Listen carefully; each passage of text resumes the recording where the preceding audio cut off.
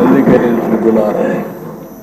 అందుకే త్రిబులార్ సినిమా ఎంత సంచలనమో ఈయన జీవితం కూడా అంతే సంచలనం. ఇంకొక విషయం కూడా మనం గుర్తుపెట్టుకోవాలి.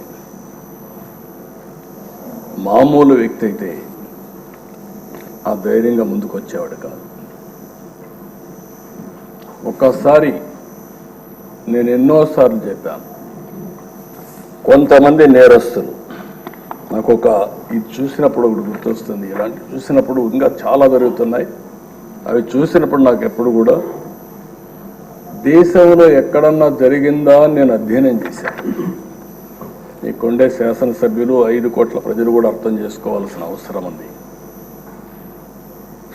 రెండోది ఆయన విషయంలోనే కాదు, నా విషయంలో కూడా జరిగిన తర్వాత ఏదైతే నా అభిప్రాయాన్ని ధృవీకరించుకున్నాను. నేను జైల్లో ఉన్నప్పుడు నా రూమ్లో కూడా సీసీటీవీ కెమెరాలు పెట్టి నేరుగా వాచ్ చేయాలని ప్రయత్నం చేశారు ఇక్కడి నుంచి, రిమోట్ నుంచి. అదే ఈయన విషయంలో కూడా ఆయన్ని కొడుతూ టీవీలో సెల్ ఫోన్లో ఆనాటి ముఖ్యమంత్రి చూశారని వారు చెప్పే పరిస్థితికి వచ్చారు. నాకు అది ఆ రోజు నాకు నమ్మశక్యంగా అనిపించలేదు. కానీ నా విషయంలో ఎక్కడైతే నన్ను జైల్లో పెట్టారో ఆ రూమ్లో కూడా సీసీటీవీ కెమెరా పెట్టి నేను ఏ విధంగా ఉన్నానో వాచ్ చేయడానికి ప్రయత్నం చేశారన్నప్పుడు నాకు నా అభిప్రాయాలు కన్ఫర్మ్ అయినాయి. అది అయిన తర్వాత నేను చాలాసార్లు ఆలోచించాను, ఎక్కడన్నా ఇలాంటి వాళ్ళు ఉన్నారా, ఎక్కడన్నా జరిగిందా ప్రపంచంలో అని అడిగితే ఒకే ఒక వ్యక్తి దొరికాడు. ఆ వ్యక్తి కొలంబియాలో ఎన్నో ఏళ్లకు మునుపు కాదు, 1980-85 ఆ ప్రాంతంలో ఏదైతే పాబ్లో ఎస్కోబార్, అతనికి ఇతనికి కరెక్ట్గా సరిపోతున్నాయి పోలికలు, దాంట్లో ఏం అనుమానం లేదు. అతను కూడా మీరు చూస్తే కొలంబియాలో మారక ద్రవ్యాల ముఠాలకు ఎస్కోబార్ నాయకుడు. అత్యంత ధనికుడుగా, నేరస్తుడుగా, దుర్మార్గుడుగా ఎమర్జయ్యాడు. దుర్మార్గుడు అంటున్నా నేను. ప్రపంచ మార్కెట్లో 80% కోకైన్ వంటి మారక ద్రవ్యాలని తయారు చేసి సరఫరా చేసి మొత్తం ప్రపంచంలోని డ్రగ్ స్మగ్లర్గా తయారయ్యాడు. మన ఈయన్ని కూడా చూస్తే గంజాయి వచ్చింది, డ్రగ్స్ వచ్చాయి. ఈరోజు నేను హామీ ఇస్తున్నా, ఎట్టి పరిస్థితుల్లో రాబోయే రోజుల్లో ఎవరైనా సరే గంజాయి అమ్మినా, గంజాయి పండించిన ఉక్కు పాదంతో ఈ ప్రభుత్వం అణిచివేస్తుంది. ఒక్కరోజు మాట్లాడా? ఒక్కరోజు కనీసం ఆలోచించాడా? ఎంతమంది పిల్లలు, ఎంతమంది నాశనం అయిపోయారు గంజాయి తీసుకొని, ఎంతమంది డ్రగ్స్ కడెక్ట్ అయిపోయి ఎన్ని ఘోరాలు నేరాలు జరిగాయంటే అన్ని ఘోరాలు నేరాలు జరిగే పరిస్థితి వచ్చింది. ఆ పాబ్లో ఎస్కోబార్ అయితే 1985లో సుప్రీంకోర్టులో గెరిల్లాతో దాడులు చేయించాడు. 11 మంది న్యాయమూర్తిని చంపేశారు.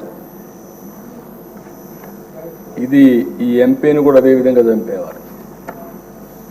కనీసం ఈ దేశంలో ప్రజాస్వామ్యంలో కాస్తో కోస్తో చెక్స్ అండ్ బ్యాలెన్సెస్, కోర్టులు ఇవన్నీ ఉన్నాయి కాబట్టి కొంతవరకన్నా బయటపడ్డాం. కానీ లేకపోతే ఇతన్ని ఎప్పుడో ఎలిమినేట్ చేసే పరిస్థితికి వచ్చారు. సుప్రీంకోర్టులో బుల్డోజర్తో గుర్తించారు.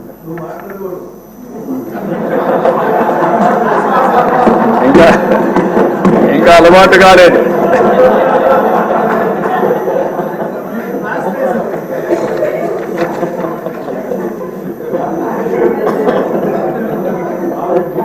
కాబట్టి మీరు అతనికి ఇతనికి చూస్తే ఒక వ్యక్తి అతని మీద మాట్లాడాడని, మినిస్టర్ పార్లమెంట్లో మాట్లాడాడని అతను చంపించేశాడు. ఇక్కడ అదే సంఘటనలు జరుగుతున్నాయి. ఎవరైనా సరే మాట్లాడితే, ఎదురు తిరిగితే, లేకుంటే ప్రజాస్వామ్యంలో ఇది తప్పని చెప్పితే ఇంకా వాళ్ళ మీద పడిపోయే పరిస్థితి. శాసిస్తున్నాడు, ఎవ్వరూ మాట్లాడడానికి వీల్లేదని శాసించే పరిస్థితికి వచ్చారు. అలాంటి పరిస్థితిలో ఎదురొడ్డి ఇంకా ఎమోషన్ ఉంది. In course of time తగ్గించుకుంటారు.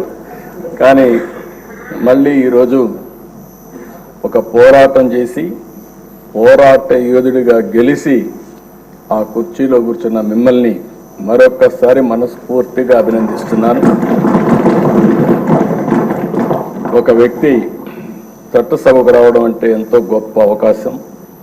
ప్రజాప్రతినిధులుగా చట్టసభలకు వెళ్ళిన వారు ప్రజా సమస్యలపైన పోరాడవలసిన అవసరం ఉంది. గడచిన 5 సంవత్సరాలుగా చూశాం. ఇదే కుర్చీలో అంత మునుపు 14 సంవత్సరాలు కూర్చున్నా అదే అపోజిషన్ కుర్చీలో కూర్చున్నాను. ఆ రోజులు ఇప్పుడు కూడా గుర్తొస్తాయి.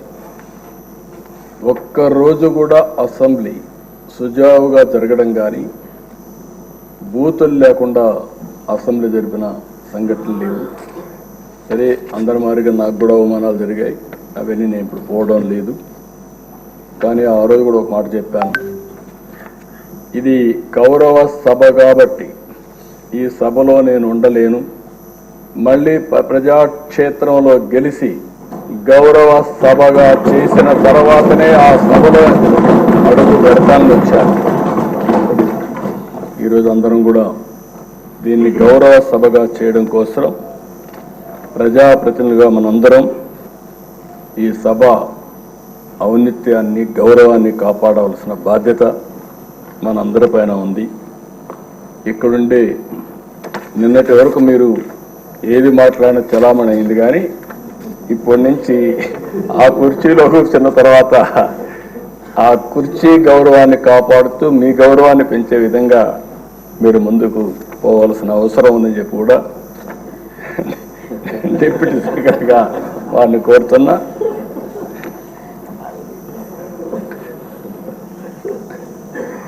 ఇంకొక పక్కన ఎప్పుడు కూడా మనందరం ఒకటి గుర్తుపెట్టుకోవాలి,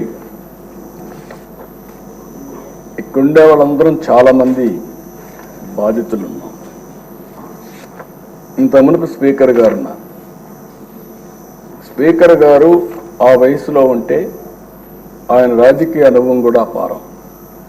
83 నుంచి రాజకీయాల్లో ఉన్నారు. 7 సార్లు ఎమ్మెల్యే అయ్యాడు. అలాంటి వ్యక్తి మీద అటెంప్ట్ రేప్ కేసు పెట్టారు.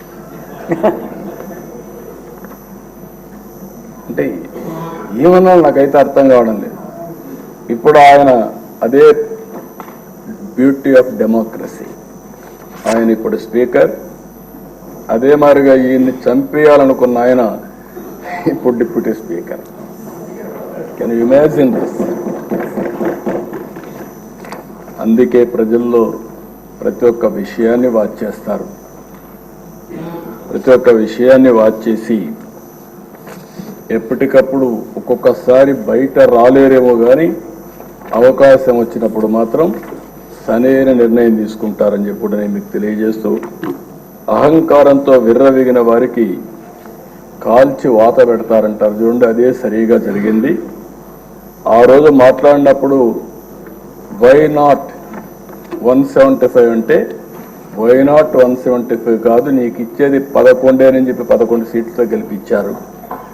ఇంకొక పక్క ఇదే సీట్లో నేను చూశాను, మీ ప్రతిపక్ష స్థానాన్ని తీసేస్తామని చెప్పి హోదా తీసేస్తామని మాట్లాడారు. ఇప్పుడు ప్రజలు ప్రతిపక్ష హోదా కూడా ఇవ్వని పరిస్థితికి వచ్చారు. ఇంకొక పక్కన మనం గుర్తుపెట్టుకోవాల్సింది, ఇవన్నీ కూడా అహంకారం. అలాంటి అహంకారంతో ముందుకు పోతే ఇదే అవుతుంది. నా చరిత్రలో 2 సార్లే ప్రతిపక్ష హోదా అనేది నాయకులు ఇచ్చేది కాదు, ప్రజలు ఇచ్చేది. అంటే ప్రజలు ఓట్లు వేసినప్పుడు 10% సీట్లు గెలిస్తే ఆ గెలిచిన పార్టీకి ప్రతిపక్ష హోదా వస్తుంది. లేకపోతే మెజారిటీ మనం గెలిస్తే మనం ఇక్కడ అసెంబ్లీకి వస్తాం, మెజారిటీ ఉంటే గవర్నమెంట్ ఫామ్ చేస్తాం. అట్లా కాకుండా ప్రతిపక్ష హోదా కావాలి, ఇవ్వకపోతే నేను అసెంబ్లీకి రానని డిమాండ్ చేసే నాయకుడు నా చరిత్రలో ఎప్పుడు చూడలేదు. 45 స్వతంత్ర భారతదేశంలో ఎవరు అడుగుండదు. అంటే మనం గుర్తుపెట్టుకోవాల్సిన ఒక వ్యక్తి యొక్క వ్యక్తిత్వం, ఆలోచన విధానం, డిమాండ్ చేయడం, డిక్టేట్ చేయడం, శాసించడం, ఇవన్నీ కూడా ప్రజాస్వామ్యంలో ఎప్పుడు కూడా ఉండవు. అలాంటి జరిగే పరిస్థితి వచ్చింది. ఎప్పుడు కూడా ప్రజాస్వామ్యాన్ని గెలిపి మనం గౌరవించాల్సిన అవసరం ఉందని చెప్పి కూడా నేను మీకు తెలియజేస్తున్నా. అయితే ఏది ఏమైనా ప్రజలు ఒక చైతన్యంతో బాధ్యతతో